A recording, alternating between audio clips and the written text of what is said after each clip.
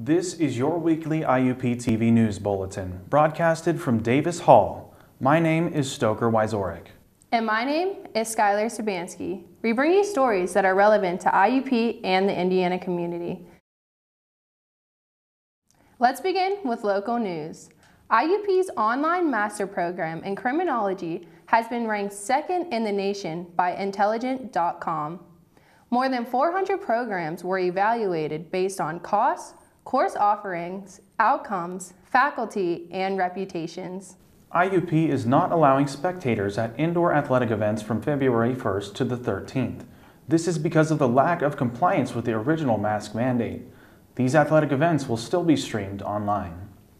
Pennsylvania Governor Tom Wolf is proposing a new raise for Commonwealth teachers. Proposed in his 8th and final budget address, teachers in Pennsylvania would have a minimum wage of $45,000 per year. The Wolf administration says this minimum wage would ensure that the Commonwealth attract the highest quality of educational talent. Temperatures are making a warm comeback as this week's forecast shows highs of 50 degrees until Saturday. This jump in numbers is 10 degrees above average. After that, prepare for a chilly week ahead as sub-zero temperatures will freeze the area. This weather agrees with the recent news of Punxsutawney Phil, telling us that we will have 6 more weeks of winter weather left. The Air Force is now required to pay more than $230 million in damages to victims and their families of the 2017 Texas Church Massacre. More than 24 people were killed by the gunfire from Devin Patrick Kelly in Sutherland Springs. In July, U.S. District Court Xavier Rodriguez ruled that the Air Force was 60% liable for the attack because it failed to submit Kelly's assault convictions when he served. Now on international news. After almost 2 years, Australia finally opened its borders for international travelers. Starting February 21st, vaccinated tourists can come and visit. Australia has had some of the world's strictest border control throughout the pandemic. Entering and leaving the country became impossible, even for its own people. Australia has more than 2.7 million cases, which is about 10% of the total population. Today, nearly 80% of the population is fully vaccinated. 5 ski jumpers were disqualified over loose-fitting jumpsuits. These women came from Germany, Japan, and Norway. Women competing in ski jumping is a relatively new event at the Winter Games. It was only added to the Olympics in 2014. Athletes from different countries began protests over the disqualification since a similar thing happened in the 2021 Tokyo Olympics when 6 gymnasts were disqualified for similar reasons. Let's talk about mental health. Not many people realize that your mental health is just as important as your physical. As college students, many different factors can contribute to poor mental health, such as the pressure to succeed, financial instability, social media, and poor health habits. So how do you maintain good mental health? Exercising multiple times a week, eating better on a daily basis, drinking less, and setting achievable goals for yourself are great ways to stay on top. This semester is the first time our news team returned to produce our weekly news. We have 20 students in class and a few volunteers. Even though we didn't run this show last year, many of us continue to report information around our campus. One of them is our reporter Paige Lutz, who shared a story about changes on the IUP campus. While walking through the Oak Grove, you have most definitely looked up to read the various light post signs strewn across campus. Let's grow, create, become an explorer, have fun, just to name a few. But do these phrases ring true for all students? Is IUP's true span the world if it's forgetting about those who tell our stories? Matt Glover is one of those storytellers. He is one of the many journalism students here who are feeling the effects of IUP's next-gen restructuring plans, which included the retrenchment of 5 journalism professors. So why did Matt come to IUP? The marching bands. I went with my high school band to Collegiate Band Marching Festival one year, and that's kind of where I found IUP with their kind of very loud, in-your-face classical style, and that's something that I had never seen before. it wasn't just the IUP marching band that brought Matt here. It was the IUP journalism program. Many IUP journalism alum have come from walking through these halls to walking on Columbia University's stage to receive their Pulitzer Prize. Seeing the success of this department drove Matt to pursue a BA in journalism and public relations. With his degree, he has hopes to one day become a political writer for an international news organization. When IUP NextGen was announced back in October 2020, his academic goals were stopped in its tracks. Changed a lot of what the rest of my college career was going to look like. Because they kind of got rid of all the journalism faculty on very short notice, and there was no one really around to teach that journalism skill set anymore. With the retrenchment of the 5 professors that make up the journalism and PR program, Matt ultimately decided to transfer for better academic opportunities that fit his career goals. Now, the journalism program was not closed entirely, but has been merged with the communications media program. In fact, a plan was drawn out to merge the 2 departments even before IUP's restructuring was announced. However, with the retrenchment of the journalism faculty, it is unsure how journalism will stay alive at IUP amongst NextGen. So, what is IUP NextGen? Well, it's a plan of action to reinvent IUP's focus to STEM fields, specifically science, math, and engineering. It's being kickstarted by the construction of Kopchik Hall, the new hub for the College of Natural Science and Math. IUP deemed this change necessary to keep up with employer demands, as well as budget cuts and declining enrollment. With this shift, saw cuts to the university's arts and humanities programs. Not only was the journalism and PR department affected, many others saw programs merge, become modified, or be cut completely. The chancellor of the Pennsylvania State System of Higher Education ordered a target student-to-faculty ratio of at least 20-1. The journalism and public relations program had a 10-1 ratio, which is what drove the decision to retrench the 5 faculty members from this department. Matt, among many other students, feel that IUP is forgetting about the very programs that brought them here in the first place. The STEM programs we offer here are not the strongest in the area, and it's not what draws students like me here. What drew me here was, it was the music, it was the liberal arts. And when I came to IUP, that was a big thing that was kind of advertised, arts and journalism as well, and just fields like that. Still, IUP assures that the liberal arts will not be forgotten amidst NextGen. As the university progresses for the future, we'll see how well that holds up. For IUP-TV News, I'm Paige Lutz.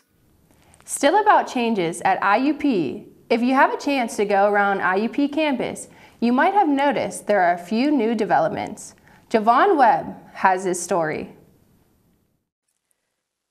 It seems that Indiana University of Pennsylvania, or IUP, consistently has something under construction every year. The continuous construction on campus has caused controversies relating with IUP's decision on cutting some of the undergraduate programs and reducing faculty due to monetary problems. There are currently 2 construction sites on campus, but can we hope to say that this would be the last for the need of making more buildings? Though it is unknown what IUP will do at the location of the former dining hall, Foster's, the construction between the McElhaney and Wilson Hall will be used to make the new building John J. and Char Kopchik College of Natural Science and Mathematics. It is said that it is being built to create a new identity and a hub for interdisciplinary learning sciences and mathematics. The building is supposed to establish a new edge to the Oak Grove, the symbolic heart of IUP campus. The building will create settings for students and faculty members to work on joint projects. There will be classrooms and breakout collaboration spaces that are designed with the latest technologies for interactive learning. Other environments will include a planetarium, greenhouse, rooftop terrace, vivarium, and an imaging and simulation lab. With all the features that the building has to offer, IUP has to pay for the construction cost of $90 million. Today, I asked one student of his opinion about the construction at IUP. To be perfectly honest, I feel like they could have managed that differently. I feel like allocating those resources and fundings to other programs and or other departments to alleviate any type of unequal balance amongst the department. Some departments, I feel like they have insufficient amount of funding and or equipment, while others are overly funded.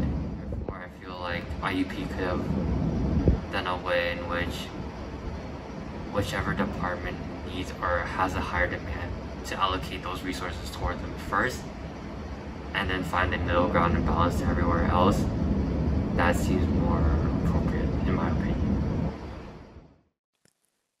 With the current development on campus, will the new Kupchak Hall building and what they have in store near the Davis Hall make up for all the faculty layoffs and program restructurings? Until next time. One of the most popular media apps these days is TikTok. From children to adult use, the popularity made the Biden administration work to revise federal rules addressing potential security risks. Our reporter Anthony Catanzaro explains this popularity of the media. As the weather changes and the leaves start to fall, some of us may still take a walk through the crisp, cold air, but many of us would much rather relax and stay warm inside.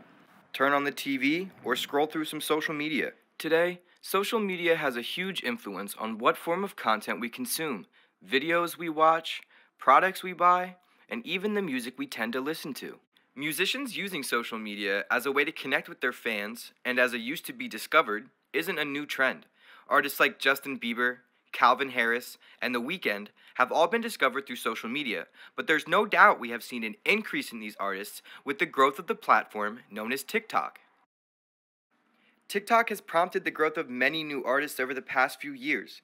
Artists like Coi Leray, Lil Nas X, and Olivia Rodrigo. Meet Danielle, an IUP college student and popular music fan. I'd say most of my music is from TikTok. Probably over half my playlist would be music that I found scrolling through TikTok. But why can TikTok have such an impact on the music we listen to? One of the reasons is the amount of interaction a song can get, possibly gaining millions of views practically overnight. Songs like Rockstar by DaBaby and Roddy Ricch have accumulated over 825 million video views. But why do we see this kind of viewership on TikTok and not other platforms? The main reason is the viral dance trends that are usually associated with these popular tracks. With these trends, it leads to a significant increase in the amount of content creators using this song in their videos, bringing much more attention to the artist and their music. Meet Timmy, an IUP graduate and avid TikTok user. I go by scrolling through TikTok. Normally it's whatever the new viral video is. That's how I find my new favorite artists. We now live in an era where many consumers base what they listen to off of what's most viral. With the growth of popular music on TikTok, we can only wait to see what songs grab our attention next. My name is Anthony Catanzaro, reporting from IUP-TV News. It's another month until we can enjoy spring. With another 4 weeks of winter and the number of COVID cases still on the rise, some of us might have experienced stress due to schoolwork or simply winter blues. Our reporter, Chloe Bazar, reminds us to take care of our mental health. Here is the story. No matter who you are, everybody loves dogs. Known as man's best friend, these furry creatures can do just about anything to make us smile, even when we're feeling down. From fish to cats to even cows, it's no wonder why they're so loved. No matter what, our pets will always be there for us, which is why they can play such an important role in taking care of mental health. Whether it be from outside factors such as changes to our community, to inside factors such as struggling with relationships and health. IUP's student body has been undergoing massive changes in structure lately, and with that can come scary mental health consequences. But thankfully for lots of students at IUP, there's hope out there. This semester, IUP has welcomed some very special guests to aid in the fight against mental illness. Welcome the friendly dogs from Just Paws. The dogs help them by comforting them and providing a stress relief. There's proven facts about how the dogs absorb your stress. So not only are they absorbing their stress, but if a lot of students have pets at home and everything, so allowing them to come here and cuddle with the pets and pet the dogs and everything else, just interact with them, really helps them along those lines. And it reminds them of their pets back home. They get to socialize with the handlers, so everything goes really well. From humble high school beginnings to IUP's very own library right here, Just Pause has been coming to IUP for many years. What started out as a stress reliever for lots of the students taking exams turned into a huge hit. Even through COVID, the dogs have been visiting, though the owners take many precautions to wear masks and social distance. Even now, a year later, the owners will still wear masks and social distance in order to keep the dogs and both the students safe. No matter what, students are eager to visit the pets while they're here. But the question is, do they really work? You know, just having like all this schoolwork probably on top of me with finals weeks coming and everything. You know, just getting to pet a dog and, you know, just any dog or really any animal, but specifically the therapy dogs, obviously. I don't know, they just relieve stress for me. And seeing a dog kind of reminds me of seeing my pet at home. So. Luckily for those of us at IUP, the therapy dogs from Just Pause are visiting every Monday at Folger Student Center starting at 6 to 7:30 p.m. No RSVP is needed and all are welcome. I'm Chloe Bizard, reporting for IUP-TV. With COVID-19 steadily increasing, students were forced to adapt not only for class instruction, but also in running organizations. I had the chance to visit the student-run radio station, WIUP-FM, and find out how they adapted. When it comes to music on the radio, on the go, or when you're bored, Liam Noble and project manager Flora Kelly at the college-run radio station 90.1 WIUP-FM know that airtime is showtime. Usually Flora and I actually pick who does what time slot depending on their schedule and availability. Liam Noble is the program director for WIUP. He was not interested in radio before studying at IUP. Now, he wants to turn it into a lifelong career. It's a wonderful thing, and honestly, it's something I could see myself doing for the rest of my life. Noble hosts his own custom show on WIUP with his co-host Dante Morgante.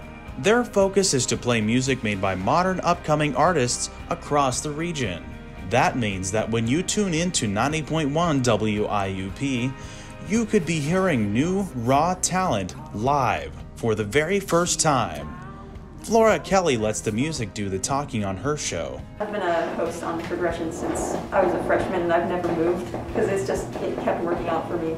Kelly runs a show from 6 to 8 p.m. every Friday called Progressions. Things happen, and if they're an interviewee that is not used to radio etiquette or they weren't briefed good enough or something, I would be like, things happen. It's also no surprise that people on the shows may accidentally let some words slip.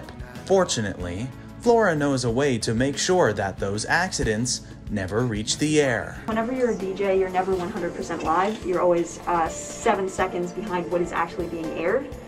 So you do have that slight cushion in case you screw up on air. And if that happens, all you have to do is, as quick as you can, you run over from the mic and you run over here and you press the delete button. And what that does is it will delete 3 seconds from your broadcast. And that guarantees that whatever whoopsie you made never makes it to air. Right now, like this academic year, I have to focus just on helping the station recover from the massive blow that it took because of the pandemic. With the pandemic being a factor in the station's schedule, Flora says that her goal in getting the radio station back into full swing is getting many different personalities involved with WIUP and its music. There's nothing standing between you and being on air and hosting whatever show you want. Keep that in mind. If you think college radio is lame, you're wrong. This is Stoker Wyzorek reporting for IUP-TV News. As some of us are planning for Valentine's Day that is coming soon, let me remind you of another interesting way to celebrate love and friendship. It's called Galentine's Day, a relatively new holiday. It became to be from a 2010 episode of Parks and Recreation. What's Galentine's Day? Oh, it's only the best day of the year. Every February 13th, my lady friends and I leave our husbands and our boyfriends at home and we just come and kick it breakfast style. Ladies celebrating ladies. Amy Poehler talks about it on the Jimmy Kimmel Show. Are you still celebrating Galentine's Day, the holiday you invented? Is that still a thing? In fact, I'm having dinner after the show with Rashida Jones and Aubrey Plaza and Catherine Hahn. What was previously an unknown and unofficial holiday immediately skyrocketed in popularity. Women came together to celebrate friendship and sisterhood the day before Valentine's Day. You can buy cards, flowers, stuffed animals, and make delicious treats. Happy Galentine's Day! This is Skylar Sabansky reporting for IUP-TV News. Looking for some new entertainment? Check out IUP-TV today. This station features student-created content such as The Big Hit for sports coverage, Animation Nation for all things anime and toon, Indie Rockers Ball for local music acts, Press Start for your game fix, and Witticism for a laugh. Tune in on Campus TV or on our respective YouTube channels today. There's something for everyone, made by the people that you know. IUP will celebrate Black History Month with an art show and open mic on February 18th.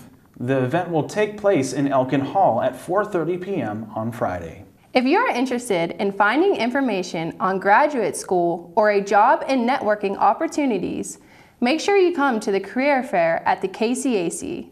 This event will take place next Wednesday, February 16th from 10 a.m. to noon. That's all the news that we have for this week. Tune in next week for more news. Reporting for IUP-TV News, my name is Stoker Wyzorek. And my name is Skylar Sabansky. We will see you next week, Indiana.